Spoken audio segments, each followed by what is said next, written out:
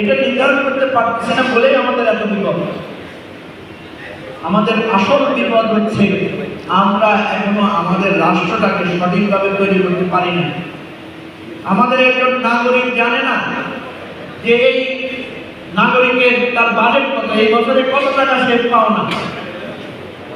আপনারা জানেন 8 লক্ষ কোটি টাকা আমাদের বাজেট।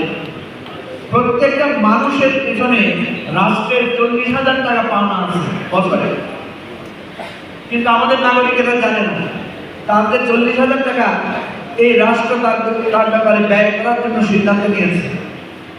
যদি সেটা জানতো, সে রাষ্ট্রের কাছে জিজ্ঞেস করতো যে আমার জন্য রাষ্ট্রের খরচটা কই, আমার 40,000 টাকা কই। অর্থাৎ নাগরিকদেরকে আমরা নাগরিক হিসেবে তৈরি করি না, মালিক হিসেবে তৈরি করি না। আমরা রাষ্ট্রের নাগরিকদেরকে মনে করছি যে রাষ্ট্রের কাছে সে একটা গোলাম, সে একটা চাকর। এই জন্য নাগরিকেরা দেখবেন ওসি সাহেবের কাছে যায় সার করে, ম্যাজিস্ট্রেটের কাছে যায় সার করে, হসপিটালের ডাক্তারের কাছে যায় সার করে। মনে হয় যেন আমরা নিজেদেরকে দয়া করে চিকিৎসা করে, এটা তার একটা দয়া। ওসি সাহেব যদি তার একটু দরখাস্ত নেয়, এটা একটা দয়া। আপনারা বলেন এটা কি দয়া না দায়িত্ব? এটা আপনার দায়িত্ব। উনি চেয়ারে বসে আছেন, ওনার কাছে লোকেরা একটা চিঠি নিয়ে যাবে, উনি সেটা করবেন, এটাই ওনার দায়িত্ব। ডাক্তার সাহেব চেম্বারে হসপিটালে বসেন এই জন্য যে উনি আজকে 200 লোক বা 100 লোককে চিকিৎসা দিবেন, এটাই ওনার দায়িত্ব, এটাই ওনার চাকরি। একজন দোকানদার যেমনি দোকান খুলে বসে, একজন কাস্টমারের জন্য অধীর আগ্রহে অপেক্ষা থাকে, একজন ডাক্তারেরও দায়িত্ব সেটা, অধীর আগ্রহে উন্নতির অপেক্ষা থাকে। কিন্তু আমাদের ডাক্তারখানায় রোগী গেলে ডাক্তার খুশি হয় না, বেজার হয়। উনি মনে হয় অনেক ক্লান্ত, বেজার, এই রোগীটি যাই ওনার কাছে। ওসি সাহেব খুব বেজার, মানুষ কিনলে ওনার কাছে বিপদ হয়ে যায়। উনি জানেন না মানুষ বিপদ আইবার লাগে উনি দায়িত্ব দেওয়া হয়েছে। সুতরাং এই রাষ্ট্রটাকে নতুন করে করতে হবে, এই রাষ্ট্রের হিসাবটা বুঝে নিতে হবে মানুষের কাছে।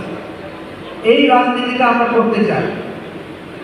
সুতরাং সংঘাত, সংঘর্ষ, জাতির পিতার তর্ক, কে ভারতের দালাল কে পাকিস্তানের দালাল এই তর্ক, কে আলবদর কে রাজাকার কে মুক্তিযোদ্ধা এই তর্ক, কে মৌলবাদী কে সুন্নি কে ওয়াহাবি এই তর্ক, কে নাস্তিক কে আস্তিক এই তর্ক, এই তর্ক আর চলতে দেওয়া উচিত হবে না।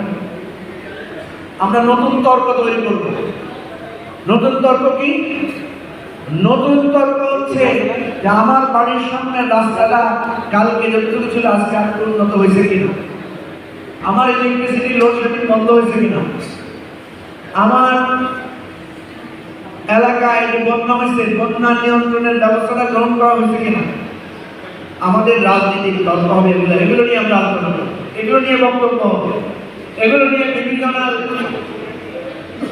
তারপরে লিয়াকত আলী ভূঁইয়া, মুজিবুর রহমান মঞ্জুর, এদের কাছে জবাবদিহিতা চাওয়া হবে এগুলো নিয়ে। আপনি কোন মার্কা, আপনার নেতা কোন, আপনার কোন মতাদর্শের মানুষ, এটা আমাদের কাছে গুরুত্বপূর্ণ না।